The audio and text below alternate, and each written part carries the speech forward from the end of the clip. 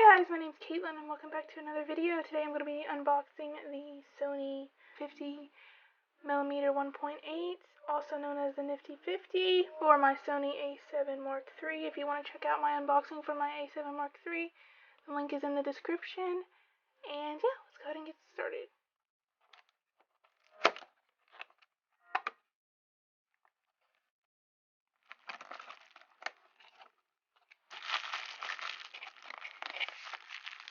Here is the warranty, and I think the manuals on how to use it, which nobody actually probably cares about.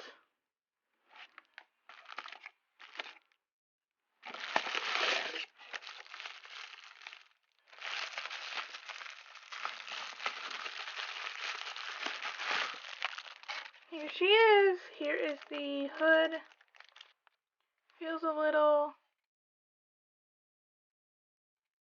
heavy, not too heavy though.